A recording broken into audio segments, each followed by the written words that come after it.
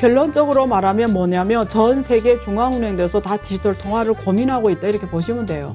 2030년에 탄소 배출 최정상을 만들고 그다음부터 줄여가야 되는 거예요. 사실 이런 건 안 두려운 하락이에요. 이런 건 안 두려운 하락이 왜 떨어지는지를 알잖아요. 교두보, 비치 헤드라고 표현할 수도 있겠죠. 거기에 투자가 돼야 되죠. 네.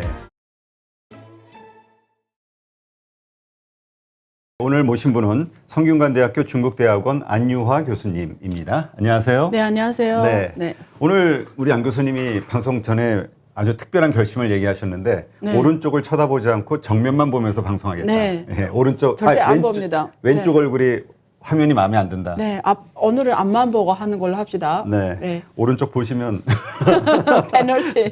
페널티 우리가 좀 거칠어. 우리 지금 보통 손목 하나는 걸거든. 그건 좀 너무 하시는데.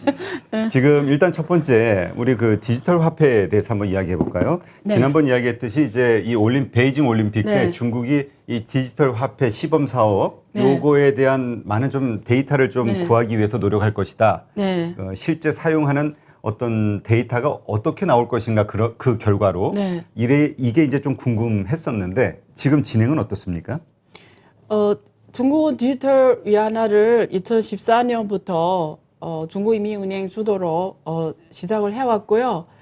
그리고 그 시범적 사용을 2019년부터 확대해 왔습니다. 그래서 지금까지 10개 시범 도시에서 이미 시범 사용을 했고요. 중국 내에서 그 시범한 상황은 뭐냐면 우리가 개인 2C 개인들한테 먼저 써보게 하는 거지. 그 개인들이 여기서 디지털 위안화 앱을 다운받으면 실생활에서 마트에서 결제하게 만들었고요. 그 다음에 2B 기업들도 사용하게 또 시범해보고 B2B 기업가 결제 이런 거를 다 사용하도록 시범 테스트를 해왔습니다. 그래서 지금 작년 말 기준으로 데이터를 말씀드리면 현재 그 2021년 기준, 작년 말 기준으로 이미 중국 인구가 14억이잖아요. 그 중에서 2억 6천만 명 이상이 디지털 위안화 계정을 지금 보유하고 있는 걸로 나오고 있습니다. 그래서 누적 거래 규모가 한 960억 위안이니까 원화로 한 18조?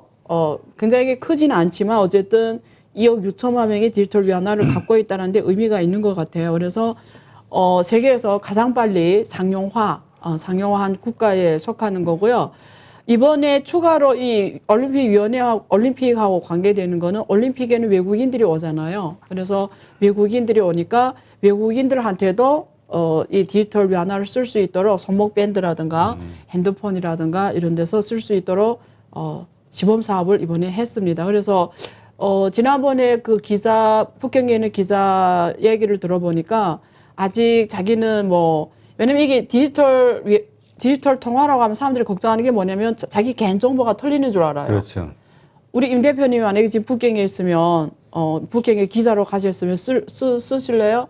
만약에 북경에 지금 올림픽 기자로 가셨으면 디지털 위안화로 쓰실래요? 쓸 용의가 있으십니까? 어때요? 아니 굳이 쓸 필요는 없죠. 근데 그러니까 억지로 네. 그러니까 그렇게 사용할 수밖에 없는 환경이라면 그냥 별 걱정 없이 쓰겠는데. 굳이 그 필요성이 없다면 굳이 쓸 근데 필요도 없다. 그러니까 이게 우리가 좀 네. 우리가 한국적 환경에서 생각해 보면 우리는 너무 편하잖아요. 핸드폰 갖다 대도 그냥 그렇죠. 모바일 결제가 다 되든 되니까. 신용카드가 되든 네. 특별히 디지털 화폐에 대한 욕구가 근데 그래서 북경에 갔다고요, 현재. 북경에 있다고요. 지금 올림픽에서 기자로 그러니까 활동하고 있다고요. 한국 같은 환경이라면 굳이 쓸 필요는 없을 것 같은데 네. 안 된다고 하니까 그거밖에 방법이 없다면 쓰겠는데 다른 방법이 있다면 안 쓰겠다라는 거죠. 그렇죠. 그런 뜻이죠. 근데 사람들이 디지털 위안화, 디지털 통화 이러면 제일 걱정하는 게 중앙은행이 나의 돈을 다 보고 있다. 그래서 특히 중국 정부에서 디지털 위안화 했으면 그걸 쓰면 나의 거 모든 걸 다 하는 거 아니야. 그래서 거부 반응이 좀 있다고 들었어요. 그래서 안 쓰는 기자들도 있고 쓰는 기자들도 있고. 그래서 어쨌든 이번에 처음으로 이게 국제 무대에서 디지털 위안화를 시범했다. 사용했다. 그게 의미가 있는 것 같습니다. 네. 그러니까 지금 그런 실질적인 네. 그 저항들이 있긴 있다. 이렇게 그렇죠. 봐야 되겠네요. 그렇죠. 그러니까 좀 모르니까 거부감이 좀 있죠. 나를 그러니까 감시하려고. 중국 사람들 사이에서도 네. 그런 거잖아요, 지금. 중국 사람들은 사실 그런 게 없어요. 아, 중국 사람들은 특징이 정부에서 하는 일에 대해서 거의 퀘천을 안 달아요. 아, 그러면 이제 뭐 네. 외신 기자들이 됐든 예, 외신 외국인들 기자들이 지금 입장에서는 그런다는 거죠. 예, 외신 기자들이 지금 왜 괜히 이거 내가 썼다가 나의 뭐 정보 털리는 거 아니냐? 그렇지. 그런 우려가 있다고 들었어요. 그래서 안 쓰는 기자들도 있는데 또 쓰는 기자들도 있고요. 그래서 처음으로 국제 무대에서 시범 상용이 되었다. 이렇게 보시면 될 것 같고요. 아직 이 디지털 통화에 대한 공부가 좀 필요한 것 같아요. 그러니까 아직은 네. 그러니까 이거 네. 다음에 일부에서 네. 생각했던 건 네. 기대했던 거는 네. 아 여기에서 좋은 백데이터가 나오면서 네. 빨라질 것을 네. 상용화되는 게 네. 네. 근데 그럴 정도의 어떤 백데이터는 지금 반응은 없다. 이렇게 그렇죠. 봐야 될까요? 근데 어쨌든 중국 정부는 한번 써보는 게 중요해요. 자기 목표한 수치보다도 일단은 그 상황에서 한번 이거 써봤다, 돌려봤다.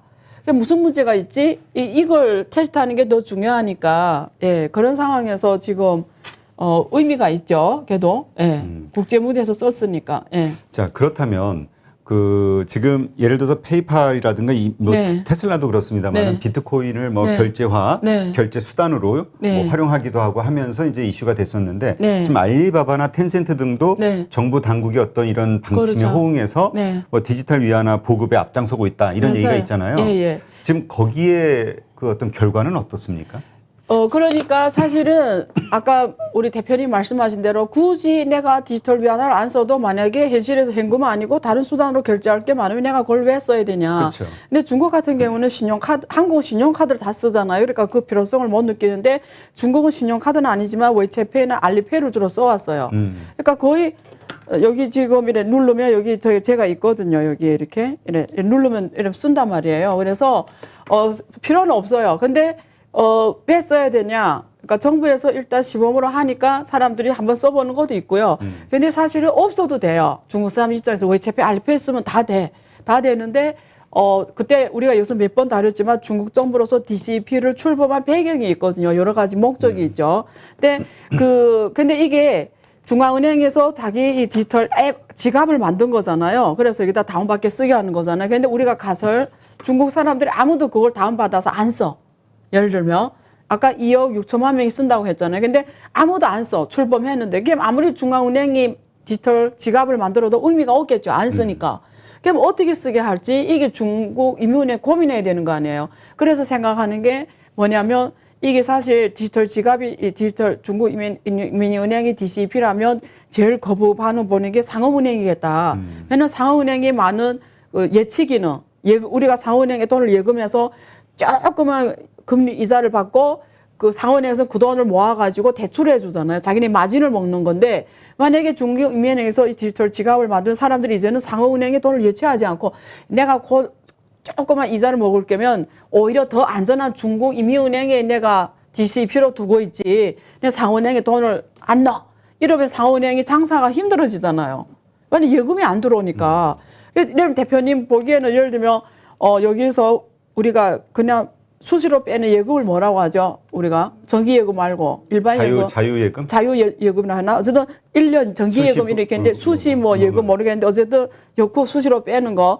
그 예금의 금리가 거의 안 붙거든요. 그렇죠. 예를 들면 0.1%라고 했을 때 그러면 지금 한국은행이 예를 들면 CBDC를 했다. 그럼 1억을 넣는다. 근데 내가 수시로 뽑을래 이걸. 그러면 1억을 넣었을 때 대표님은 그걸 한국은행이 하는 CBDC 지갑에 넣을래요?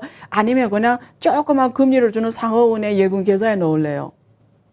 이자 주는 데다 넣죠. 0.1% 줘도? 근데 어떤 사람들은 내 1억이라는 게 큰 돈이니까 그래도 중국 인민은행 계좌 디지털 지갑이 더 안전하다고 거기다 넣는단 말이에요.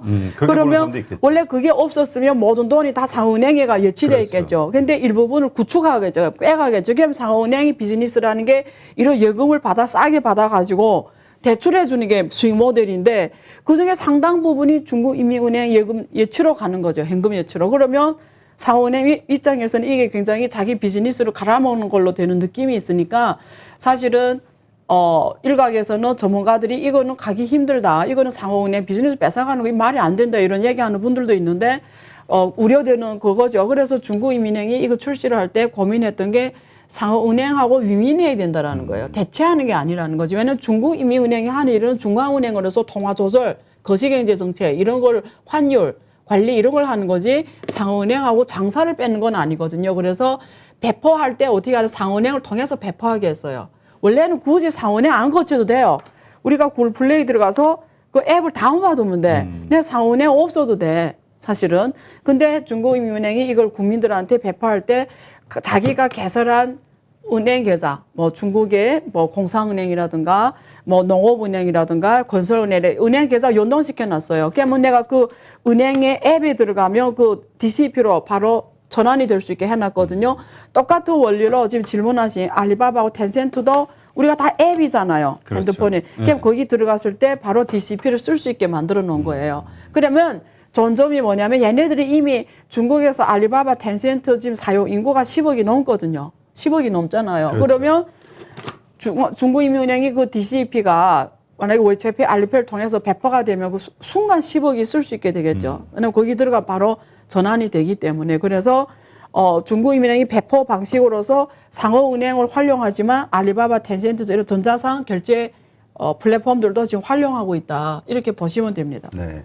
그러니까 이제 투자자들 입장에서는 이렇게 볼 거예요. 그러니까 디지털 화폐와 네. 관련된 산업 이런 것들이 어떻게 변할 것이냐. 결국 이것의 그 네. 도입 진행 속도, 상업화 진행 속도와 지금 많은 분들이 투자하고 있는 네. 비트코인이나 뭐 네. 이더리움이나 이런 쪽의 시장이 또 연동돼 있으니 이걸 네. 어떻게 해석을 해야 될까? 예, 그렇죠. 그래서 많은 사람들이 질문하는 게 뭐냐면, 만약에 그 한국은행이나 혹은 미국은행, 중앙은행 연준이 하는 이런, 디지털 통화가 나오면 비트코인이라든가 이더리움이라든가 이런 가상화폐가 없어지는 겁니까? 이런 질문을 많이 해요. 제가 여기서 명확하게 정리를 해드리면, 그러니까 여러분들이 우리가 문제를 학습 방법을 하나 말씀드리면 여러분 우리가 이런 방송을 하는 게 뭐 어떤 뭐 시장을 예측한다기보다 여러분들한테 경제 개념을 심어주고 문제를 사고하는 방식을 알려주는 게 더 중요하거든요. 그래서 우리가 공부를 할 때 혹은 어떤 문제를 사고할 때 그 앞에 있는 그 내용보다 더 중요한 게 있어요, 여러분. 그 뒤에 배경을 아는 게 더 중요합니다. 배경. 이런 비트코인이다. 이러면 여러분이 지금 비트코인이 뭔지를 공부하는 것도 중요해요. 비트코인이 뭘까? 지금 자료를 찾아가서 비트코인 공부하는 것도 중요하지만 사실 더 중요한 건 비트코인이 왜 나왔을까를 공부하는 게 더 중요해요. 이더리움도 똑같아요. 이더리움 공부를 하잖아요. 그럼 이더리움이 왜 나왔을까? 비트코인이 있는데 왜 이더리움 나왔을까요? 비트코인이 있는데 왜 이더리움 나왔을까요? 이더리움 공부하는 거랑 이더리움이 왜 나왔을까랑 다른 공부예요. 그러니까 어떤 문제가 있을 때 내 그 개념을 이해하는 것도 중요하지만 그 개념이 왜 나왔는지를 알아야 그 본질을 알아요. 그게 공부하는 방식입니다. 그래서 비트코인은 왜 나왔냐면 반정부예요. 왜 반정부일까? 2008년에 금융위기 터지면서 미국에서 천문학적인 돈을 찍어냅니다. 이번에 더 많이 찍었죠. 이번 코로나 위기 그렇죠. 때. 그러니까 우리가 갖고 있던 이 달러 자산들이 다 종이 조각이 되는 거죠. 예? 그러니까 이거는 내가 잘못한 게 없는데 내 자산이 그냥 뺏겨가는 거예요. 그러니까 이런 중앙은행들이 이런 행태에 맞서서 이걸 극복하기 위해서 만들어지는 하나의 국제 결제 시스템으로서 만들어진 게 비트코인이에요. 그러니까 중앙 시스템이 없는 거예요. 없고 우리 노드들, 그러니까 그걸 우리 채굴업자라고 하죠. 우리 둘이 결제하는데 그 채굴업자들이 그래 이거는 합법적인 거래라는 거를 인정해주면서 만들어진 게 비트코인 시스템인데 중앙 시스템이 없는 거죠. 그래서 중앙은행은 필요 없다. 이런 개념에서 수학적 개념으로 중앙은행의 신용을 대체해버린 거죠. 중개기관을 없애버린 거거든요. 근데 어쨌든 그런 의미에서 보면은 비트코인은 중앙은행이 DCP를 하네 안 하네와 관계없다라는 말씀을 지금 드리는 거예요. 왜 비트코인이 왜 만들어졌죠? 이런 중앙은행이 이런 무작위로 돈을 찍어내는 횡포화폐에 맞서서 만들어진 국제통화 시스템이라고 보시면 돼요. 그렇기 때문에 많은 사람들이 블로그에 정리하거나 혹은 질문할 때 보면 이게 이제는 암호화폐가 어제는 끝났어. 이런 게 되게 많아요. 더군다나 요즘은 뭐 가격도 폭락하고 요즘에 하니까. 또 폭락하니까 역시 이제는 중앙은행에서 나오니까 이런 가상화폐가 버티겠어? 여러분 다른 문제입니다. 다른 문제예요. 그래서 그렇게 보지 마시고요. 상관이 없는 일이에요. 그리고 중국인민은행이든 미국 연준이든 한국은행이든 디지털 통화를 발행하잖아요. 중앙은행이 발행하는 거는 형태가 바뀌었을 뿐이에요. 호주머니에는 종이돈이 디지털로 전자통화로 바뀌었을 뿐이에요. 속성은 안 변했어요. 무슨 속성이 안 변했죠? 중앙은행이 돈을 찍어내면 찍어낼 수 있다. 마음대로. 그거는 안 변했어요. 제가 이제 그 마지막 파트에서 이런 얘기 해드릴게요. 지금 이 파트에는 주로 주제가 우리가 DCP니까 더 안 풀겠습니다. 네. 네. 더 궁금해지네. 네. 궁금하죠?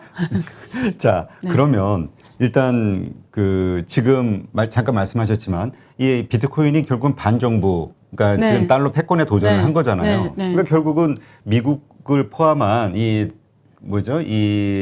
금융 패권국, 그러니까 달러 패권국, 네. 미국이 과연 이걸 인정해 줄 것이냐, 네. 디지털 화폐가 퍼져나가는 네. 걸, 네. 이런 의견이 하나 있고, 네. 그래서 어려울 것이다. 그리고 그러한 행위를 하는 중국의 이러한 그 선도적인 행위들을 일단 패권에 대한 도전, 네. 이렇게 보는 경우가 있잖아요. 네. 어떻습니까? 미국도 근데 디지털에 대해서 이제 디지털 화폐에 대해서 조금씩 긍정적으로 변하고 있다, 이런 뉘앙스도 있던데요. 며칠 전에 그 디지털 달러 백서를 발행했어요. 미국에서 연준에서 자기네도 검토했어요. 이름이 디지털 달러. 달러도 디지털 달러 형태로 이제 출시를 해야 되냐 이런 검토 보고서가 나왔습니다. 그래서 결론적으로 말하면 뭐냐면 전 세계 중앙은행들에서 다 디지털 통화를 고민하고 있다 이렇게 보시면 돼요. 그 중에서 중국이 좀 빠르게 내놨다 이렇게 보시면 되고요. 미국도 사실은 디지털 달러를 지금 검토하고 있어요. 그래서 여기서 이슈가 뭐냐면 미국에서 지금 그 나온 디지털 달러 백서를 보면 여러분 놀랍게도 블록체인이라든가 이런 개념이 없습니다. 그 안에. 없어요. 그 안에서 주로 검토하는 건 뭐냐면 디지털 달러가 나왔을 때 이 상호은행 체계, 기존의 금융 체계에 대한 충격이 뭔가, 리스크가 뭔가 이런 데 초점이 맞춰져 있어요. 그래서 그 다음에 가장 중요한 초점은 굳이 종이 현금을 디지털 달러로 대체를 해야 되나? 왜 해야 되냐? 필요성.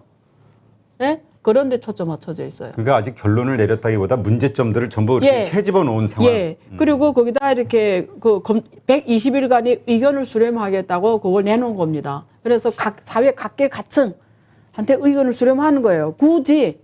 왜냐면 디지털 통화라는 걸 뭘 딱 대체하는, 정확하게 종이돈을 대체하는 개념이에요. 종이 현금 대체하는 거예요. 그래서 이게 120일간의 기간을 가지고 사회 각계각층의 의견을 수렴해요. 굳이 디지털 달러로 달러를 대체해야 되냐?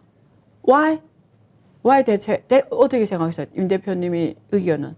예를 들면 한국에서 디지털 원화를 만들었어요. 네. 굳이 내 호주머니에 있는 그 세종대왕이라든지 신사임당이라든지 이런 종이돈을 대체해야 된다고 생각해요. 그럼 굳이 그럴 필요 없다고. 아직까지는 그렇게 크게 필요성을 못 느끼고 있어요. 저는. 그럼 앞으로는 네? 미래는 미래? 이 하루살이 인생이라 1년 이후를 걱정을 안 해가지고. 대표님, 제가 이 방송에서 열심히 강연을 몇 번 했는데 제가 강연 이렇게 좀 떨어지는 학생이 있어야 자꾸 반복 학습을 하지. 제가 왜 디지털 현금을 만들어야 되냐. 당연하죠. 지금 말씀하신 지금까지는 별로 필요 못 느끼죠. 그렇죠. 그리고 대부분 신용카드 쓰기 때문에 또 한국에서는 현금에 대한 수요가 별로 크지도 않았고. 근데 미국 가면 잘 아시잖아요. 미국 가면은 우리가 맨날 그 동전을 넣는 주머니를 들고 다녀야 돼요. 그렇죠. 왜냐면 카드를 안 받는 곳이 너무 많아요. 거기는. 그래서 항상 그 현금을 주고 맞다 보면 동전이 그냥 이렇게 쌓이거든요. 그럴 땐 느껴요, 안 느껴요? 그렇죠. 그때 그래서 느끼죠. 여기서는 그런 경우가 없는데 저도 네. 캐나다라든가 이런 데 가서 외국 많이 다니셨잖아요. 나가면은 늘 그게 있죠. 잔돈이 필요한데 없으니까 예, 늘 필요하잖아요. 뭐 하나라도 사면서 잔돈 바꾸기도 그렇죠. 하고. 근데 그게 편해요, 불편해요? 불편하죠. 그게 뭐 그런 현금의 장점은 뭘까요? 그런 종이 현금하고 이런 종이 현금 장점이 뭘까요? 보시기에 저기 그 소매치기들에게 분배해 줄 수 있다는. 저 에펠탑 밑에서 공동부유 공동부유. 개념으로 그런 분들한테도 기회를 준다. 좋은 말씀이네요. 왜냐하면 만약에 디지털 원화, 디지털 달러 되면 소매치기들이 이제 돈을 못 소매치잖아요. 그 대신 또 다른 형태의 범죄가 나오지 않을까요? 그거는 그렇죠. 해킹이라든가 이쪽이 그렇죠. 아마 그거는 더 발전되는. 그 소매치기자들이 다 무슨 해킹으로 가겠네요. 그렇지. 그러니까 예전에는 네. 칼로 가방 찢는 거 연습했으면 지금은 이제 해킹, 코딩부터 앉아서 배워야 돼. 앞으로 이게 코딩 이게 수요가 더 커지겠네요. 좋은 말씀인데, 그러니까 무슨 말이냐면 이게 디지털 달러 백서를 봐도 제일 많이 검토하는 게 왜 굳이 현금을 그렇죠. 대체해야 되냐. 근데 현금이라는 게 장점이 뭐냐면 철저하게 익명성이잖아요. 그렇죠. 익명성. 근데 이게 중국에서 이 디지털 위안화를 내놓으니까 사람들이 다른 민주주의 국가에서 엄청 뭐라고 하는 이유가 이게 현금은 철저하게 익명성인데 이 디지털 위안화는 중앙은행에서 다 안다는 거지. 당신이 어디다 돈 썼고 어떻게 하고 원하면 그러니까 오히려 이 한 개인의 운명이 국가에 더 종속이 돼버린다는 거지 컨트롤. 그래서 거기에 대한 엄청난 그 우려감을 표시하고 반대를 하는 거거든요. 그러면 디지털 달러가 나와도 똑같은 문제가 있는 거죠. 전반적으로 이게 미국이 하든 중국이 하든 사회주의 중국이 하든 민주주의 미국이 하든 전 세계 누가 하든 똑같은 문제가 있는 거예요. 그렇죠. 이런 디지털로 바꾸게 되면 그게 민주주의 국가든 사회주의 국가든 그 국민에 대한 통제성은 더 커진다라는 거죠. 그래서 거기에 대한 우려를 표하는 거거든요. 그래서 그런 게 사실 지금 사회적 합의를 도출하는 과정이 민주주의 국가는 의견을 수렴하는 거고 사회주의 국가는 그냥 하는 거고 이 차이, 예, 이 차이거든요. 예. 근데 저는 이렇게 생각해요. 그렇죠. 예를 들어 범죄자들아 이런 사람들은 이게 추적이 안 되면 좋겠죠. 그렇죠. 근데 그러니까 대부분 선량한 그렇죠. 대부분의 사람은 별로 신경을 안 쓰지. 별로 상관이 없죠. 이게 효율성만 높으면 더 높다 돈이 이거지. 많은 사람들의 입장에서는 그렇죠. 이제 신경 쓰이는 거죠. 그렇죠. 결국 이게 디지털로 가면 다 편하거든요. 아이디 하나로 모든 결제가 다 돼버리고 그래서 나는 정보 문제를 크게 고민할 필요는 없는 것 같아요. 근데 이게 기득권 계층에서는 좀 다를 수가 있는데 그런 문제가 이슈로 나오면서 세계 각국 중앙은행들에서 여러 가지 방식으로 고민을 하고 있다. 그런 디지털 보안 문제를 특히 개인정보 보호 문제를 어떻게 해결할 것인가 그렇게 보시면 됩니다. 네. 네. 그러니까 이런 것들이 결국은 그 비트코인 같은 네. 이런 가상화폐, 네. 가상자산 시장에 네. 큰 영향을 끼치지는 않을 것이다. 다른 이렇게, 문제라는 거죠. 전혀 네. 별개로 봐다. 네, 별개의 문제라는 거죠. 자, 그럼 이번엔 좀 미중 갈등에 대해서 네. 이야기를 해볼게요. 네. 근데 사실 미중 갈등 가지고도 우리가 금융시장이 많이 흔들리는데 네. 최근에 러시아, 우크라이나 네. 뭐 이런 사태도 침공 우려 있고. 이런 네. 것들 때문에 또 러시아와 중국이 좀 가까운 어떤 네. 흐름을 보이고 네. 하여튼 뭐 미국과 유럽은 또 거기에 대응하는 또 논리를 이러면서 이제 금융시장이 흔들리고 있단 말이죠. 네. 그래서 이제 한쪽에서 걱정하는 거는 이 미중 갈등 여기에서 시작된 것이 점점 퍼지는 거 아니냐. 어쨌건 지금 미국에서는 상무부에서 그 또 미국 중국 기업들에 대해서 다시 블랙리스트 올렸죠. 33곳인가 수출 통제 대상. 현재 진행되는 상황에 대해서 좀 한번 짚어봐 주시죠. 네, 이번에 최근에 그 6월 7일인가 날짜가 구체적으로 어제 언더리예요. 거기서 그 미국 그 상무부가 중국 기관 33곳을 그러니까 제가 징역해드리면 검증이 되지 않은 기업 리스트에 올렸습니다. 그러면 그게 무슨 뜻이냐면 만약에 그 리스트에 올라가면 미국 기업이 수출을 할 때 동의를 거쳐야 돼요. 상무부 동의를 거쳐야 되거든요. 그러니까 쉽게 말하면 수출 통제가 되는 거죠. 그래서 중국의 그게 닝더스다의 그 유명한 닝더스다의 뭐 투자한 기업도 그 리스트에 올라가서 주가도 대폭락하고 그랬는데요. 그러니까 그런 식의 중국 기업에 대한 이 통제와 억제는 계속되고 있는 상황입니다. 지금. 네. 지금 그렇다면 이거에 대해서 이제 중국 측의 반응, 왜냐면 이제 또 맞상대하는 네. 또 대응 조치가 나오잖아요. 보복 조치가. 예, 예. 이게 이제 점점 상황을 어렵게 만들 텐데 네. 중국의 상황은 어떻습니까? 입장은? 그러니까 중국은 근거 없고 그냥 중국의 기술 억제를 위하고 중국의 발전을 제한하는 뭐 근거도 없이 이런 걸 하고 있다. 뭐 그렇게 나오겠죠. 예, 대변인이 그렇게 말하고 있는데요. 그 안에 내용을 봤더니 미래 산업 쪽이에요, 주로. 예를 들면 바이오 쪽, 바이오 쪽, 그 기술 쪽, 그리고 이제 말하는 배터리라든가 관련 부품, 소재, 그 약물, 의약 이런 쪽 기업들이거든요. 그래서 그런 기업들에게 그러니까 쉽게 말하면 미국의 속내는 뭐냐면 미국의 기술이 거기에 들어가는 걸 가장 우려하는 거죠. 중국에 유출되는 거를. 예, 수출하는 거잖아요. 미국에서 수출해 주는 거잖아요. 그러면 그게 자기네 기술이 혹시라도 이런 쪽에 중국 기업들이 나중에 뭐 수입을 해가지고 어떤 연구를 한다든가 혹은 뭐 쓰는 과정에서 알게 되고 또 혹은 그쪽과 관계가 좋아지면서 기술을 갖고 가고 이런 걸 우려하는 것 같아요. 그래서 미래 산업 쪽, 미래 기술 쪽으로 계속 억제가 일어날 수밖에 없고 이거는 단계의 문제가 아니라 계속 앞으로 미국하고 중국 간의 기술 이 패권 국가의 이 싸움 미국이 선도를 갔잖아요. 그러니까 중국이 절대 기술적으로는 미국을 초월하면 안 된다는 게 확실히 있기 때문에 이런 제재는 계속 갈 것 같아요.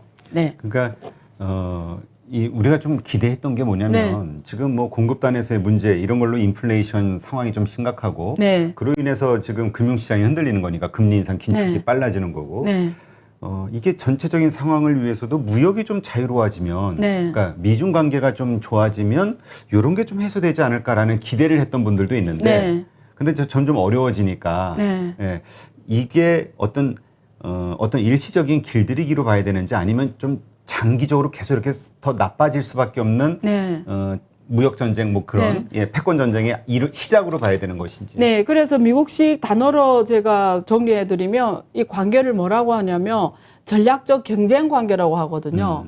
그러니까 중국에서는 이걸 안 받아들이겠다는, 그러니까 미국은 중국을 갖다가 이제 정의를 한 거예요. 중국이란 미국에 있어서 무엇이냐? 전략적 경쟁자다. 경쟁자. 전략적 경쟁자.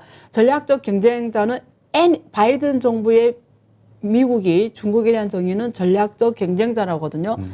적은 아니에요. 트럼프는 적이라고 규명을 했어요. 근데 바이든은 적은 아닌데 전략적 경쟁자이기 때문에 억제할 때는 억제하고 필요할 때는 협력하고 또 뭐 이런 관계라는 거예요. 그래서 지금 보면은 기술적으로는 분명히 경쟁자이기 때문에 기술적으로는 줄 수 없다. 그다음에 두 번째, 공급망을, 미국의 전략은 뭐냐면 공급망을 새로 만들겠다라는 거예요. 그렇죠. 과거에는 중국의 대부분 공장으로서 역할을 하면서 대부분 이 제조업의 모든 공급망이 중국 쪽에서 다 이게 얻어지면서 연관됐다면, 이제는 될수록 많은 산업에서 중국을 빼고 어떤 공급망을 만들어 보겠다라는 거거든요. 그게 바이든이 그리는 지금 그림이에요. 그래서 전략적 경쟁자라서 기술 억제뿐만 아니라 공급망을 중국을 제외한 쪽으로 만들어 가겠다라는 거고요. 그다음에 정치적, 이념적으로는 같이 갈 수 없다고 분명히 말을 했고요. 근데 또 필요한 영역에서는 손을 잡겠다라는 거예요. 그게 기후 협력이라든가, 그리고 여기 그 태양광 쪽은 중국이 제일 앞서갔거든요. 세계적으로 그렇죠. 1등이에요. 미국이 2등이거든요. 그래서 이런 건 또 미국이 오히려 필요를 해. 이런 건 오히려 지금 제재를 완화하고 있어요. 지금 수입 쿼터를 늘려주고 있고요. 지금 태양광셀, 무관세 쿼터량을 기존에 2.5기가와트 지금 5기가와트로 늘렸거든요. 그리고 양면 패널의 경우에도 세이프가드 조치해서 제외를 시켰고요. 그래서 그런 거 보면은 오히려 지금 완화시키고 있어요. 관세라든지 이런 면에서. 그러니까 무슨 말이냐면 선택적으로. 예, 선택적으로 자기가 필요한 거는 완화하고, 그다음에 억제해야 되는 건 억제를 하고, 협력하는 건 협력하고, 그러면서 중국을 뺀 어떤 단독의 준비를 하고 있는 거죠. 그래서 중국이란 나라가, 왜냐면 이번에 코로나 때문에 더 깊이 느꼈어요. 오히려 미국이 대중 적자가 더 커졌거든요. 그렇죠. 트럼프가 사실 이거 줄이겠다고 했지만 오히려 더 커졌어요. 그러니까 오히려 지금 중국의 관세를 때리면서 미국의 인플레이션이 더 높아진 덤도 있어요. 그러니까 더 깊이 느낀 거예요. 와, 공급망이 중국에 대해 이 정도 이렇게 높단 말인가. 그래서 지금 그런 면에서 스무스하게 지금 소프트 정착을 하는 거죠. 공급망을 별도로. 그래서 한국이라든가 일본이라든가 유럽 나라들과의 관계를 더 강화해서 특히 그 멕시코, 그리고 캐나다. 그래서 거기 북미 자유무역협정도 맺었거든요. 그래서 그렇죠. 그 동네에서 공급망을 단독으로 가져갈 수 있도록 지금 하고 있습니다. 네. 지금 일단 이런 상황이 됐다고 하는 건 네. 태양광과 관련해서 한국 기업들도 이제 그 연관이 좀 되잖아요. 네.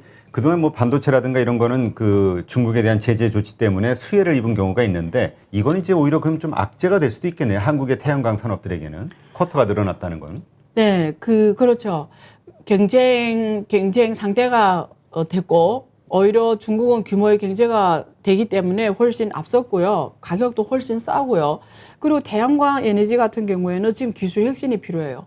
지금의 그 태양광 에너지의 가장 큰 문제점은 뭐냐면 차지하는 면적이 너무 크다라는 그러니까 거예요. 지금도 뭐 네. 그 하나의 그 친환경적인 그 네. 요소를 살리기 위해서 네. 또 많은 자연을 파괴해야 되니까. 맞아요. 그러니까 그게 지금 셀 그 기술적으로 효율성은 나오는데 차지하는 면적이 너무 크다 보니까 말씀하신 대로 자연을 훼손해야 되는 행위도 나오고요. 그리고 이게 아파트라든가 이런데 어떤 좁은 공간에 에너지를 공급하기엔 또 면적이 부족하고요. 그래서 지금 이게 태양광 쪽도 사실은 기술 혁신이 필요하고요. 다른 대체 에너지가 또 이 태양광을 대체해줘야 되는 수요도 더 커요. 그런데 풍력 에너지는 또 풍력 자체라도 지금 또 한계가 있습니다. 지금 고장이 자주 나고 수리가 쉽지 않고 이런 문제가. 그래서 신재생 에너지 쪽이 지금 기술 혁신이 한 단계 더 업그레이드되는 부분이 있어요. 근데 어쨌든 중국은 땅이 넓고 규모가 되기 때문에 태양광이 가장 싸게 만들어지는 국가다 보니까 이쪽으로 지금 세계 1위를 하고 있습니다. 미국이 두 번째, 미국도 땅이 엄청 넓거든요. 가보면. 그렇죠. 그래서 한국은 워낙 이런 쪽에 제한된 데다가 오히려 그렇죠. 그런 면에서 좀 불리하죠, 사실은. 네. 지금 앞으로 그 이 미중 갈등 이건 뭐 계속 이어질 거라고 봐야 되고요. 그게 네. 이제 국내 정치적으로도 좀 필요한 거라고 봐야겠죠. 미국은 미국대로, 중국은 중국대로. 네. 일단은 미국하고 중국이 갈등에서 위너는 누구냐? 각자 자기 국내 문제를 잘 해결하는 사람들이거든요. 그러니까 지금 저는 앞으로 이렇게 봐요. 미국이 지금 바이든이 맞닥뜨린 문제가 뭐죠? 이번에 중간선거가 있잖아요. 그렇죠. 중간선거가 있기 때문에 중간선거에서 민주당이 이겨야 되는 지금 큰 숙제가 있어요. 이번에 지면은 바이든이 워낙 지금 지지율이 낮은 데다가 정치하기가 힘들어지거든요. 그렇잖아요. 다 공화당 쪽으로 채워지면 그렇죠. 문제 아무것도 할 수가 없죠. 그래서 이번에 이겨야 되는 국내 정치가 있고 중국은 또 중국적으로서 국내 정치가 있습니다. 10월에 중국 공산당 20차 전국 당대표 대회가 열리거든요. 그게는 시진핑이 3기가 연임되는 아주 중대한 역사 이래 존재하지 않았던 처음으로 하는 3기 연임이라는 문제가 있어요. 모태동 때 장기 집권한 이후로 사실은 지금 그 다음에는 그에 관례로 한 10년씩 해왔는데 갑자기 지금 10년을 끝나고 또 해야 되는 또 이게 국민들한테 받아들여야 되는 이런 정서적인 문제도 있고 국내 안에 정치 갈등이 심해질 수밖에 없는 이런 민감한 사태가 있기 때문에 미국하고 중국 공동 이익은 비슷해요. 뭐죠? 문제를 더 크게 하지는 않겠다. 그래서 너무 극단으로 가는 것도 제어를 해요. 두 나라가 너무 싸워가지고 갈등은 관리하겠다. 예, 너무 크게 확산되는 서로 불리해요. 그래서 제가 늘 말하는 거지만 국내 외교가 대외 외교, 국내 정치가 외교 문제를 정리한다고 저는 결정한다고 말하고, 그러니까 국내 문제가 외교 관계를 결정한다고 말하거든요. 그러니까 사실은 미국하고 중국과의 갈등은 두 나라가 참 국내 상황에서 갈등 양상이 좀 달라지는 건데, 바이든은 좀 그런 건 있어요. 미국과의 중국을 좀 강하게 함으로써 미국의 투표를 올리려고 하는 게 있어요. 뭔지 아시겠죠? 그러니까 반중 정서를 이용해서 바이든이 투표율을 올리려는 게 있기 때문에 보여주는 거는 세게 보여야 돼요. 미국 사람들한테 바이든이 중국에 대해서 강하게 나가네? 좀 이런 게 있어요. 보여주는 게. 그래야 유리하거든요. 많은 나라들에서 반중 정서를 이용한다는 거죠. 그래서 그게 투표율에 유리하니까 선거철이기 때문에 그런 부분도 있어요. 그래서 중국에 대해서 오히려 이런 제재 조치를 강하게 한다든지 그런 건 있죠. 예. 그러니까 하여튼 이러한 것들에서 이제 우리가 결국은 계속 투자의 아이디어를 찾으려고 하는 거니까 네. 하여튼 지금 현재 규제를 받고 있는 산업, 그다음에 네. 미국의 필요에 의해서 규제를 조금씩 풀고 있는 산업, 네. 이걸 잘 구분을 해서 네. 우리에게 수혜가 되는지 그렇지 않은지 이런 걸 잘 판단할 필요가 있을 것 같다는 생각이 들고요. 네. 그다음에 이제 이번에 이제 올림픽 때문에 네. 베이징 올림픽 때문에 네. 그동안 뭐 친환경 에너지 사용하고 철강 공장들 그러니까 공해 문제 좀 완화시키려고 네. 좀 뭐라 그럴까요? 공장 가동을 뭐 운영을 중지한다든가 뭐 여러 가지 조치를 취해 왔잖아요. 네, 네. 올림픽이 끝나면 다시 원상태로 돌아가면서 네. 다시 엄청난 그 뭐죠? 또 환경 문제. 환경 네. 문제도 있지만 이 철강에 대한 문제. 예. 지금 규제로 인해서 그 글로벌 이 가격이 좀 이렇게 네. 잘 안정이 되고 있었는데 이제 막 생산이 되면서 어려워지는 거 아닐까? 이런 걱정하시는 분도 있거든요. 질문이 이렇게 말씀드릴게요. 최근에 중국 정부가 철강업 고품질 발전에 대한 지도 의견을 발표를 했어요. 이게 내용이 뭐냐면 제가 쉽게 표현드리면 여러분 잘 탄소 중립이라는 개념이 있죠. 그렇죠. 그래서 한국은 2050년, 미국도 2050년에 탄소 중립을 하겠다. 근데 중국은 2060년에 탄소 중립을 하겠다. 이렇게 유엔에서 시진핑 주석이 공언을 했고요. 공공연하게 발표를 했습니다. 그러면서 말했던 얘기가 2030년에 탄소 배출 최정상을 만들고 그다음부터 줄여가야 되는 거예요. 최고 배출을 2030년까지 하고 그다음부터 줄여가야 되는 게 그래 2060년에 탄소 중립을 해요. 그래서 중국의 대부분 산업들이 뭐 이게 친환경 기후 변화 대응에 있어서 탄소 배출 최정상 시점이 다 2030년으로 되어 있어요. 그러니까 2030년까지 네가 탄소 배출을 많이 하고 그다음부터 더 많이 하면 매일마다 줄여가야 되는 거예요. 그때는 제일 높은 점을 찍고 내려가야 되는 거죠. 그래서 대부분 산업이 2030년에 맞춰서 탄소 배출을 2030년 줄여가야 되니까 그 숙제가 있었어요. 그런데 철강업만은 2025년에 탄소 배출 최정상을 찍고 그다음 또 줄여가는 걸 돼 있어요. 이거 다른 산업에 비해서 5년 빨랐거든요. 왜 그러냐면 각 산업별로 31개 제조업의 중에서 이게 가장 그 탄소 배출이 심한 기업이 하나는 철강업이 있고요. 하나는 전력 산업 두 개가 철강업 같은 경우는 중국 전체 탄소 배출 한 15% 차지합니다. 그래서 가장 많은 탄소 배출을 하는 산업이기 때문에 빨리 이걸 이게 탄소 중립에 있어 가장 부담이 큰 산업이었어요. 그래서 가장 빨리 한다. 왜냐하면 중국이 세계 철강 1위입니다. 생산 1위예요. 우리 대표님 들어보셨는지 모르겠지만 중국의 유명한 우리가 안강이라고 하거든요. 안강. 중국어로 안산철강, 뻔강, 번시철강 이렇게 있는데 중국에서 얘네들 다 세계 1등이에요. 그러니까 중국의 기업들 있잖아요. 우리가 순위를 매기잖아요. 1등부터 7등 철강 기업들을 1등부터 7등이 다 세계 1위예요. 아, 그러니까 그 1, 2, 3, 4, 5, 6, 7. 다 규모가 크다라는 거예요. 그러니까 비교할 나위도 없는 거죠. 그래서 이런 철강업이 규모가 크다 보니까 이게 탄소 중립 시대에 부담이 제일 컸어요. 그래서 2025년도 줄여라 이랬는데 이번에 철강업 고품질 발전의 지도 의견에서 시점을 완화시켜줬어요. 2030년으로 5년을 완화시켜줬어.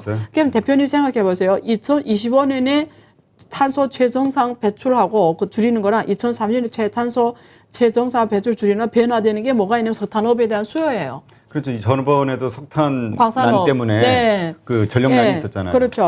그래서 이게 만약에 2025년 줄여나가야 된다면 이게 광산업이 가격이 떨어지겠죠. 철광업이 떨어지겠죠. 가격이. 왜냐면 그 이후부터 수요를 줄여가야 되니까. 그렇죠. 근데 이게 5년을 완화하면 어떻게 되죠? 철광석에 대한 수요가 더 높아지겠죠. 아직도 한참 가겠네. 뭐 이런 거죠. 그래서 이런 원자재 가격에 영향을 주는 거죠.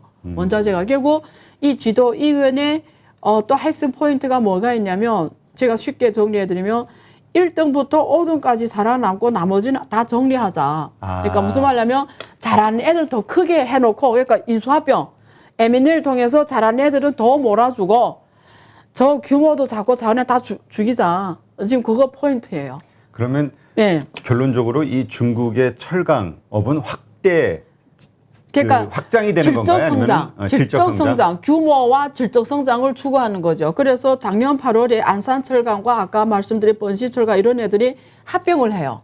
강강연합, 큰 애하고 큰 애가 합해서 세계 최강 이런 개념이에요. 그래서 중국의 산업 구조조정 방향은 뭐냐면 잘하는 애들까지 더 M&A해서 더 큰 애가 되는 거예요. 그래서 중국 1등이 아니라 세계 1등이 되라. 그래서 더 몰아주는 거, 산업 집중도를 더 높이는 거예요. 그래서 1등부터 5등까지 전체 시장이 7, 80을 하자 이거예요. 그러면 중국이 1등뿐만 아니라 세계 1등. 워낙 철강업은 1등이지만 다른 산업도 잘하는 애들을 더 몰아줘서 세계 1등 하게 하고 안 되는 애들 빨리빨리 정리해서 돈이 빨리빨리 거기서 나오게 하고. 그러니까 구조조정을 하는 거예요. 네, 구조조정하는 거예요. 그래서 그게 가장 빨리 되는 게 철강업이에요. 왜냐면 철강업은 왜 해도 되냐면 세계 1등이거든요. 근데 여기 뭐 고품질이 철강은 한국 포스코나 이런 데 비해서 아직 질적으로 약해요. 기술력이. 예, 이게 중국은 세계 1등 하는 게 중국어로 추강이라고 하는데 이렇게 그 조강, 낮은 쪽, 밀도가 낮은 쪽이 세계 1등이지 고품질이 철강은 안 되거든요, 아직. 그래서 그래서 중국 정부가 그거죠. 우선 이렇게 낮은 부가가치에서 움직이지 말고 빨리 강강연합을 해서 기술을 더 개발을 해서 이제 저런 고품질의 철강 쪽에서 세계 1등을 해라는 거예요. 그거 질적 성장이라고 합니다. 그래서 이번에 철강과 고품질 발전에 대한 지도 의견을 낸 이유가 세계 1등의 고품질의 철강을 발전시키겠다라는 거고요. 그만큼 시간을 준 거죠. 여유 시간을. 그래서 이런 부담에서 좀 자유로워져서 이런 구조조정을 맞춰라. 뭐 그런 의미라고 보시면 될 것 같습니다. 그렇다면 요렇게 질문을 한번 드릴게요. 네. 이러한 것들로 인한 결과가 그 철강석이라든가 이 원자재 시장에 네. 지금 인플레이션이 높잖아요. 네. 낮추는 영향을 미치게 되나요? 계속 더 올라가게 되는 상승 요인이 되는 건가요, 이게? 그 인플레이션은 이래요. 일단은 이게 생산량이 확대가 가능하잖아요. 네. 이게 탄소 배출 규제를 완화해줬다는 거는 철강 생산량 확대해야 된다라는 그렇죠. 의미예요. 원래는 줄여야 되는데 탄소 배출을 절감하려면 그게 뭐죠? 그게 뭐 원자재를 더 많이 써야 그렇죠. 되는 더 많이 거죠. 생산한다는 예, 얘기니까. 그러니까 수요가 더 커지니까 당연히 가격이 올라가는 요소가 되는 거죠. 게다가 돈도 많이 풀었겠다. 그래서 작년에 막 이게 부족 사태도 일어났고 지금 원자재가 물가가 계속 올라가고 있잖아요. 그거 행진하고 있잖아요. 계속. 예.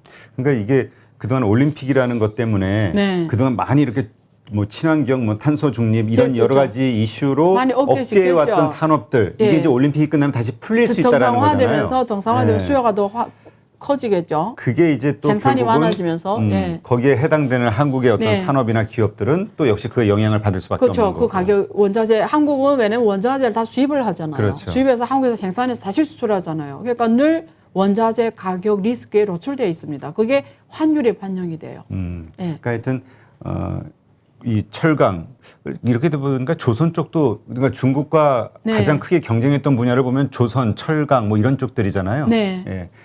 그런데 근데 참 중국은 부동산 문제 이것 때문에 건설이 좀 그쪽 건설업이 안 되게 좋죠. 안 좋잖아요. 예. 이러한 것이 또 철강 생산을 맞아요. 줄일 수밖에 없는 맞아요. 요소도 되지 않나요? 그러니까 수요를 줄이는 거죠. 네. 확실히 좋은 질문 하셨는데요. 지난번에 헝다 파산 위기가 나오고 지금도 정리 중에 있습니다만 이 최근에 또 두 개 대형 기업이 또 지금 파산 위기에 있어요. 다 빚이 다 헝다하고 비슷해요.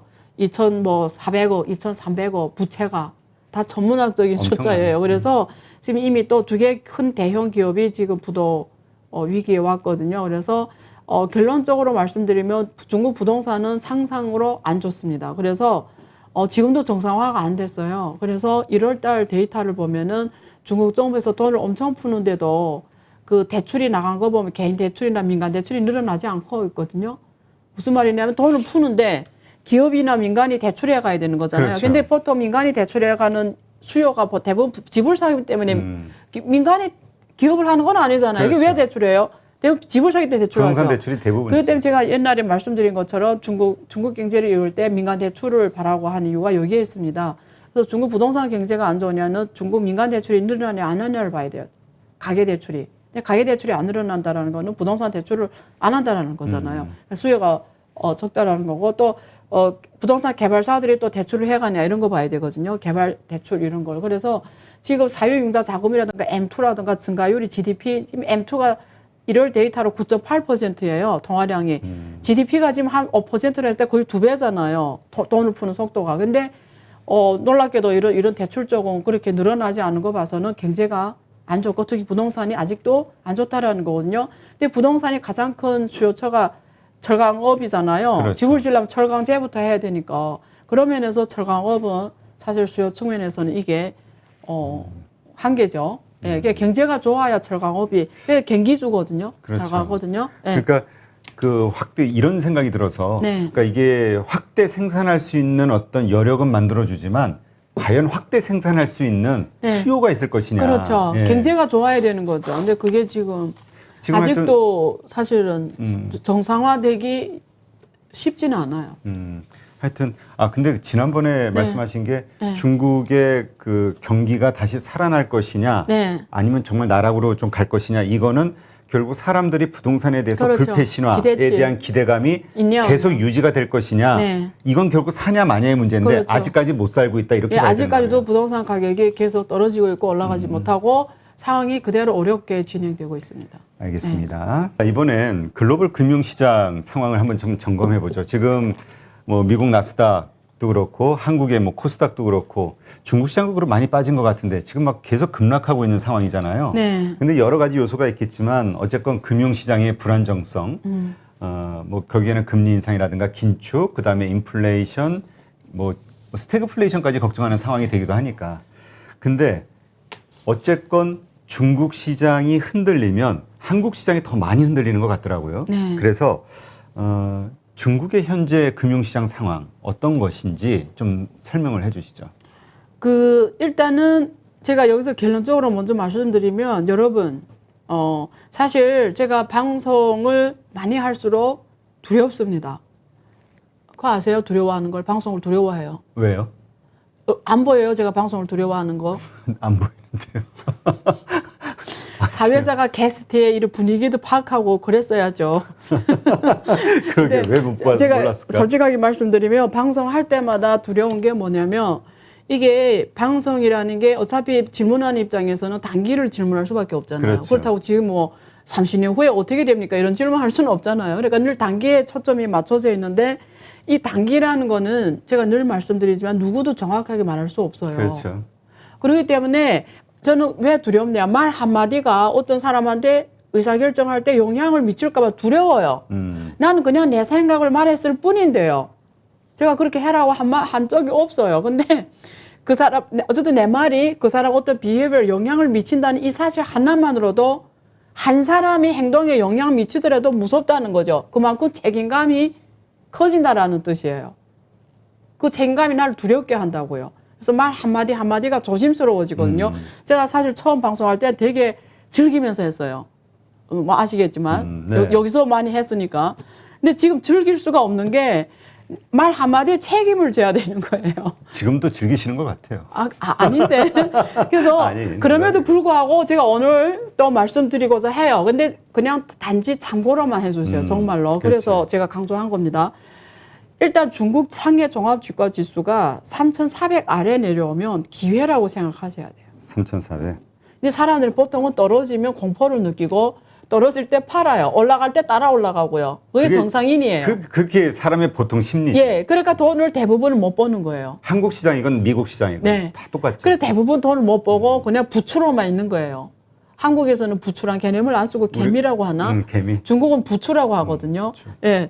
근데 여러분, 일단은 중국에 제가 말씀드리며 3,400 떨어진다 상업종합. 그다음에 심천 같은 경우 창업판이 2,800 아래로 간다라는 거는 일단 지수적으로 가격적으로 굉장히 매력이 있다라는 거예요. 그렇다고 여러분이 예를 들면 지금 미국 예를 들면 미국이 8,000에서 27,000 갔는데 여러분 8,000이 들어갈 때 돈 벌기 쉬워요? 27,000 지수가 27,000일 때 돈 벌기 쉬워요? 8,000. 그렇잖아요. 근데 이게 사람들이 물어보면 다 대답을 잘하는데 실제 액션을 그렇게 안 한다는 거지. 떨어질 때 다 팔아버린다는 거죠. 그러니까 네. 그 사람의 심리와 반대로 움직여야 돈을 번다 이런 얘기가 있잖아요. 네. 근데 그게 쉽지는 않은 것 같아요. 그래서 이제 질문을 중국 시장이 어떠냐 질문할까 내가 지금 말씀드린 건데 일단은 중국 지수가 매력 포인트에 와 있다라는 거죠. 지난번에는 3,600까지 갔다가 최근에 오늘 보니까 3,400 좀 넘었는데 뭐 어쨌든 그렇죠. 높은 가격대는 아니라는 거죠. 걸어봤을 때도. 그래서 일단은 이 매력, 여기에 와 있다. 첫째 포인트. 자, 그 다음에 글로벌로 해봤을 때 미국 쪽 주식이냐, 이머징 국가 주식이냐 이슈가 그 있잖아요. 이슈가 많아요. 네. 금리 인상 후에 어디가 오를 것이냐. 그렇죠. 예. 근데 그것도 고민할 이유가 없어요, 여러분. 만약 이거 예측이 아니라 팩터입니다. 왜 연준이 말했잖아요. 3월부터 금리 올리겠다고. 그러면 시장은 어떻게 움직일까요? 이게 올리겠다고 했기 때문에 지금 시장이 그게 다 반영이 되는 거예요. 그럼 시장이 떨어지는 게 정상인 거죠. 정상인 거죠. 왜냐하면 이게 금리와 주가 지수는 반대로 가잖아요. 프라이싱은 반대로 가요. 왜냐? P, 예, 주가 가격은 이퀄. 여러분, P, 이퀄. 그 다음에 분자, 분모가 있습니다. 분자는 캐시플로우예요. 그 기업이 벌어들이는 현금 흐름이에요. 보통은 주식은 배당입니다. 채권은 이자예요. 자, 이게 우리가 고정됐다고 했을 때 그냥 분자를 주로 봐야 되겠죠. 분자는 뭐냐면 1 플러스 R T승라고 하는데 R이 금리예요.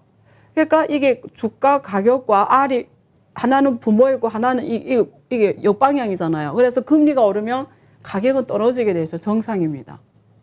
근데 어떤 게 두렵냐면 사실 이런 건 안 두려운 하락이에요. 이런 건 안 두려운 하락이 왜 떨어지는지를 알잖아요.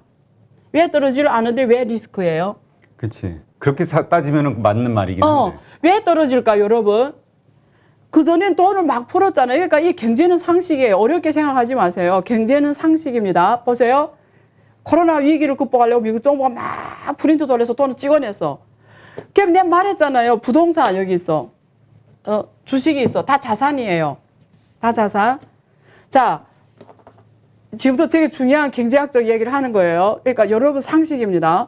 이거 부동산, 큰 거 부동산이라 하고 이걸 주식이라고 합시다. 그리고 뭐가 있냐면 우리가 쓰는 소비재가 있어요. 여기 뭐 음식, 식품도 될 수도 있고 옷도 될 수, 이거 소비재라고 합시다. 이거 내가 일상생활 쓰는 거예요. 돈을 쫙 찍어냈어. 돈을. 그러면 물건은 단기간에 확 못 늘어나잖아요. 공급은 그렇지. 단기간에 못 늘어나요, 여러분. 집을 하루아침에 못 짓잖아요. 돈을 빡 찍어내서. 자, 그럼 가격이 어떻게 움직이나를 볼게요. 화면에서 보이죠?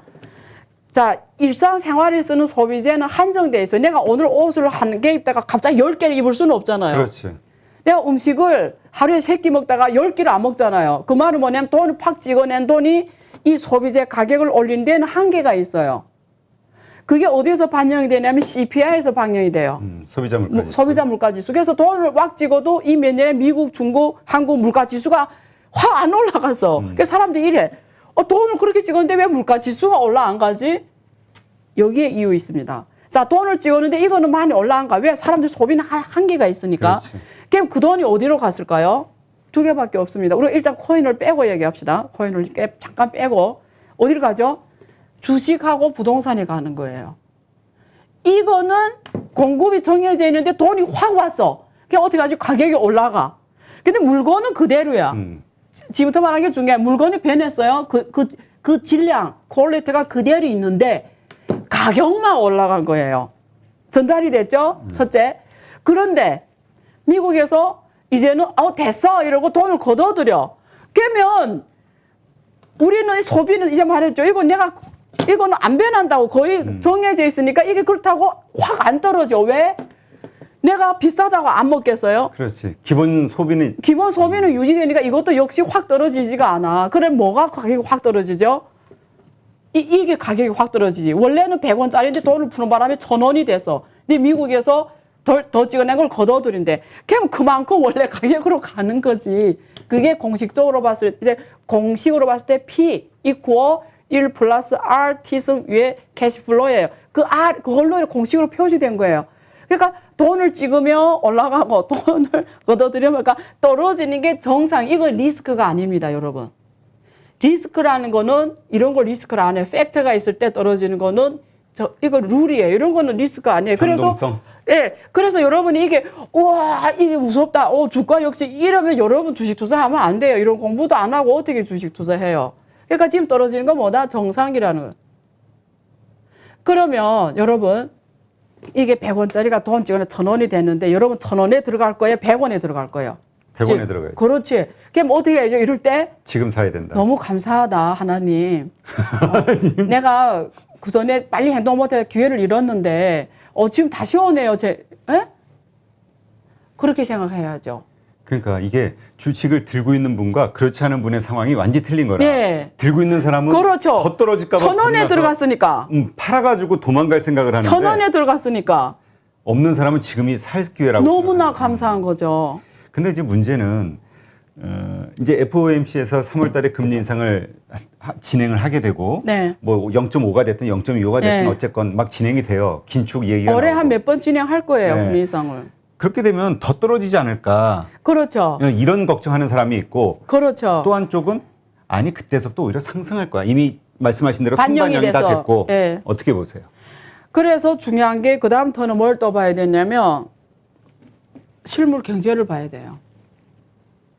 그래서 우리가 오늘 경제학적 공부를 좀 제가 시키려고 해요. 네. 조금 어렵지만 제가 또 설명드릴게요. 천천히.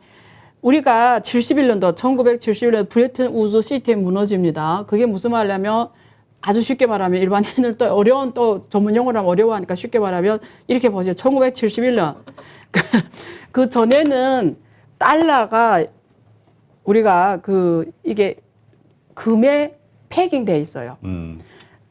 금이 2개면 달러를 그만큼 딱 찍어내야 돼요. 딱 보유하고 있는 금액만큼. 예.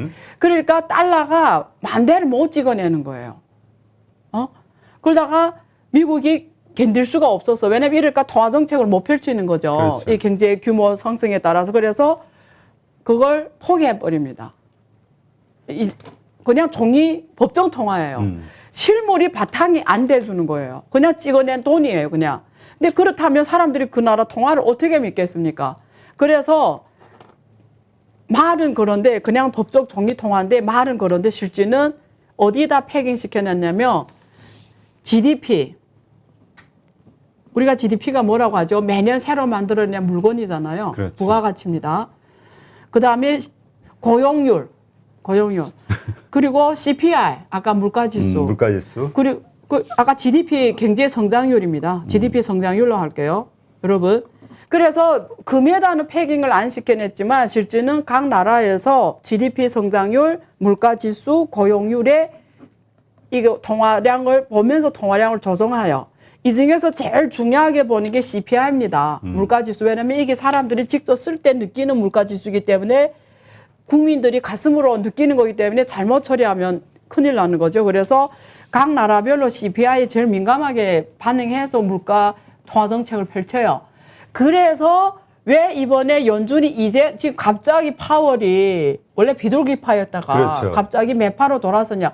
CPI가 그거 행진하는 거예요. 막 6%, 7% 갔잖아요. 역사 이래 거의 뭐 두 번째로 만들어지는 거의 없었던 과거 몇십 년 없었던 일이니까 깜짝 놀란 거예요.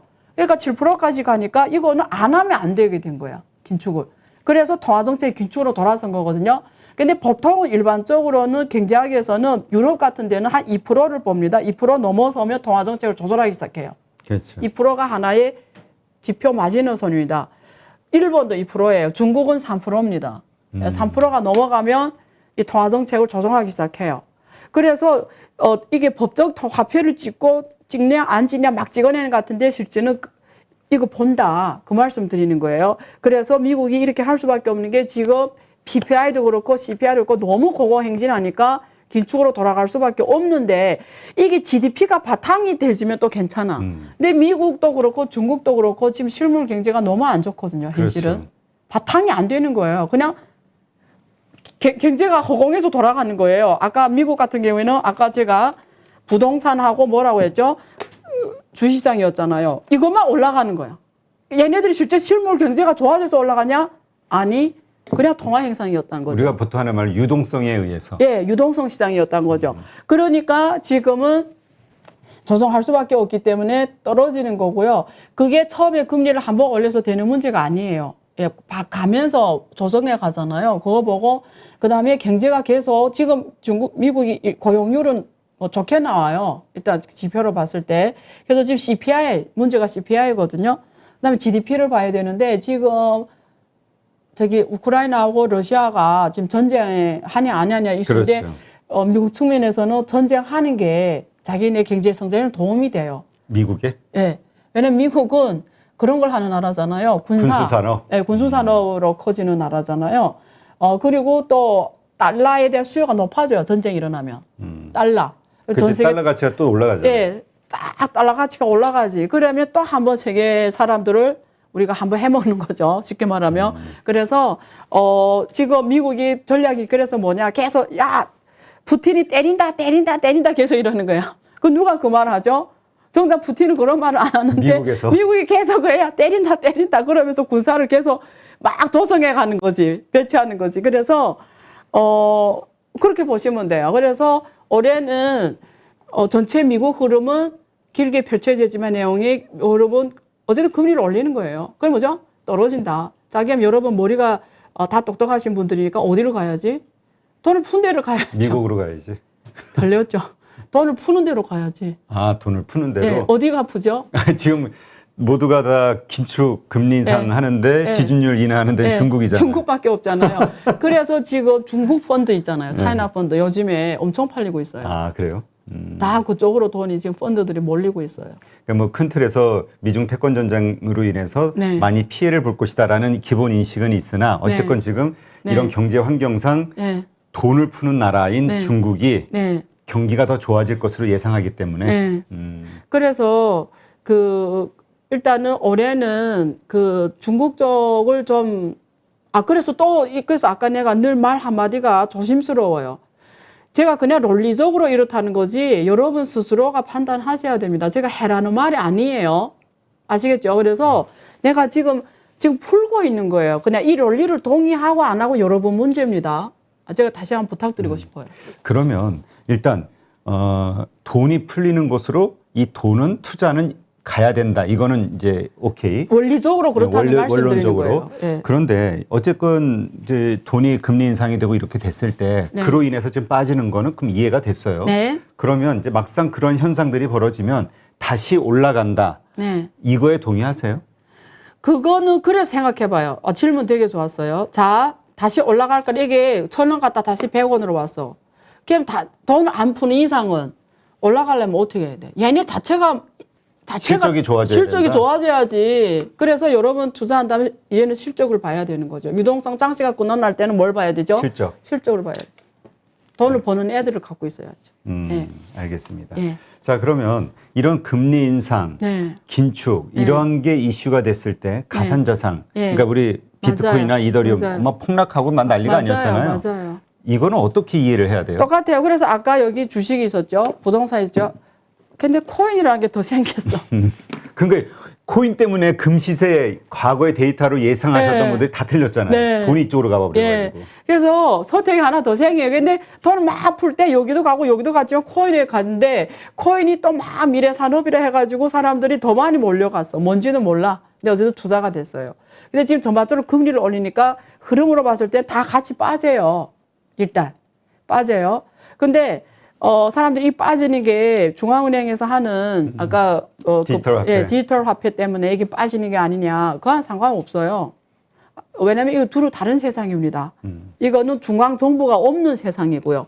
이거는 중앙 정부가 있는 세상이에요. 근데 꼭 중앙 정부가 없는 세상에서 놀아야 되는 사람들이 있어요. 그 수요의 시장입니다. 그래서 제가 말한 거 비트코인, 이더리움은 자체 수요가 있는 시장이기 때문에 없어지는 개념은 아니고요. 가격이 올라가냐 안 가냐는 규제가 어떻게 되냐. 그래서 지금까지 미국하고 일부 일어난 비트코인에 대해서 관대해요. 비트코인을 결제도 하게 하고요. 비트코인에 대해서 관대하게 왔죠. 예를 들면 STO 개념, ICO 개념, 미국은 다 가능하게 했거든요. 증권으로서 가능하게 했어요. 우리가 주식을 발행하는 걸 IPO라고 하잖아요. 그렇죠. 근데 코인을 발행하는 걸 우리가 ICO라고 해요. 그 다음에 자산 기반에 발행하는 걸 STO라고 하거든요. 근데 미국은 다 가능하게 했거든요. 퍼블릭 블록체인 가지고. 근데 그래서 그쪽이 이게 잘 갔던 거예요. 그럼 그 코인이 올라갈 수밖에 없고 수요가 있으니까 다 이더리움 기반의 STO를 많이 했으니까 이더리움 가격도 많이 올라갔고요. 그러니까 그런 게 이렇게 많이 수요가 생기면서 더 커진 거죠. 그리고 막 디파이, 시파이 이런 새로운 또 그 코인 금융이 나오면서 더 커졌고요. 실제 수요와. 그래서 이게 많이 올라갔던 거예요. 근데 제가 늘 방송에서 여러 번 말씀드렸지만 여러분 이거는 정부가 없는 시스템 돌아가는 시스템이기 때문에 자체 생태계가 있고요. 근데 메타버스라든가 우리가 말하는 NFT라든가 이런 거는 산업을 변화시키는 개념입니다. 법적인 테두리 안에 들어와야 돼요. 이런 건 반정부 시스템에서 갈 수가 없으면 다른 내용이에요. 그래서 여기서 돌아가는 통화가 있어야 돼요. 그게 디지털 통화라는 거예요. 그게 전달이 됐죠. 다른 거예요. 그래서 이것 때문에 이게 떨어진다? 이거는 그러니까 논리적으로 맞지 않습니다. 요 자체 이슈 가지고 네. 앞으로의 시세 변동은 더 일어날 것이다. 네. 금리 인상이라든가 이게 영향을 끼치지는 않을 것이다. 기본적으로. 금리 인상 영향 끼치죠. 아까 이 스토리에서 자산 가격 스토리에서는 영향 끼치죠. 거기에서 영향을 근데 받지만. CBDC 때문에 중앙은행이 지통화 때문에 떨어지는 건 아니다. 근데 금리라는 거는 전체 자산 가격에 늘 영향 미치게 돼 있다. 그러니까 이런 거죠. 네. 그러면 금리 인상이 됐을 때 그러한 한다라는 것으로 미리 자산시장은 선반영돼서 빠져갔다가 다시 올라갈 것이다라고 기대를 하는데 이것도 역시 금리 인상이나 긴축으로 인한 이슈로 빠졌다가 다시 그게 그냥 실현이 됐을 때 올라갈 것이냐. 그거는 그 시장에 대한 수요라니까요. 아까 이거하고 똑같아요. 부동산이 계속 올라갈까? 기업 주식이 올라갈까는 실적으로 가야 된다고요. 똑같다라는 거죠. 미래 실적으로 가야 되는 거. 코인도 똑같죠. 그 코인이 앞으로 미래 세계에서 필요하면 가는 거고 필요하지 않으면 안 가는 거죠. 네, 그렇게 보셔야 되죠. 네. 알겠습니다. 요거 마지막으로 하나 질문 더 네. 드릴게요. 아까 이제 중국 시장이, 그러니까 중국 주식 시장이 좋아질 이유로 네. 그 지준율 인하라든가 돈을 푸는 거잖아요. 양쪽 완화를 유동성을 막 푸니까 당연히 좋아질 것이다. 이렇게 보는데 아까 또 우리 반대 사이드에서 봤던 게 이제 부동산 산업이 되게 어렵잖아요. 네. 그래서 이것이 또 중국 경제를 상당히 어렵게 할 요소로 보기도 하고. 실물 경제가 안 좋아지는 거죠. 그러니까 이게 두 가지 부정적인 것과 긍정적인 게 존재한단 말이죠. 네. 투자의 관점에서 이걸 어떻게 해석해야 되죠? 네, 그걸 좀 더 전문적으로 말씀드리면, 전문용어로 말씀드리면, 하나는 유동성 시장의 질문이고, 하나는 우리가 주식이라는 게 실물 경제 그렇죠. 기반이잖아요. 그러니까 실물 경제 그러니까 실물 경제적으로 봐서는 기업들이 실적이 나올 거냐가 중요한 거죠. 그래서 그런 면에서 중국의 전통 산업, 기득권 산업들은 좋지 않다라는 거예요. 그런 기업에 주식 투자할 때는 그런 분석이 들어가야 되겠고요. 근데 유동성 장세를 봤을 때는 돈은 풍부하다 이런 거죠. 그러니까 그 돈들이 어디로 갈까를 여러분 예측하고 거기가 있어야 되는 거지. 그게 어디 갈까요? 결론적으로 말씀드리면 그돈 자본가들 돈이잖아요. 자본가들 어디다 투자하죠? 미래에 투자하는 거죠. 그런 미래 흐름에 투자하는 거죠. 그게 이제 결국은 성장주인데 그렇죠. 그게 이제 투자들 일반 개미 투자자들 입장에서 헷갈리는 하기는 거야. 어려운 거죠. 왜냐하면 성장이라는 거는 근데 너무 빠른 성장도 아니야. 그러니까 그게, 매출이 보이는 예, 그걸 잘 찾아야 돼요. 그래서 주식이 어렵다라는 거예요. 예. 그러니까 예를 들면 메타버스를 너무 빨리 투자하면 죽는 거잖아요. 그렇지. 예. 그러니까 이제 지금 성장주 결국은 성장주다 이런 얘기가 나오는데 그래서 산업 분석이 들어가서 매 산업마다 가치 생태계라는 게 있어요. 밸류 체인이 있어요. 그래서 이 밸류 체인이 이때 가야 돈 버는 거고 요 가는 길은 맞아. 그럼 자율주행 자동차 방향이잖아요. 그렇죠. 이 무조건 이쪽이야. 근데 그렇다고 자율주행 자동차에 투자하면 돈 버냐? 모른다는 거예요. 근데 그게 꼭 필요한 제일 첫 단계가 있을 거예요. 그러니까 한 단계씩 가야 되는 거예요.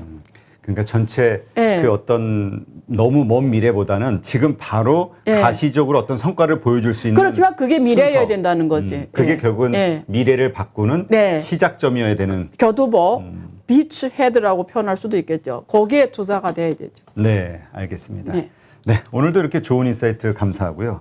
오늘 절대 왼쪽 얼굴을 보이지 않겠다 하셨는데 제가 얼핏 계산해봐도 마지막으로 오른쪽 보여주고 끝낼게요.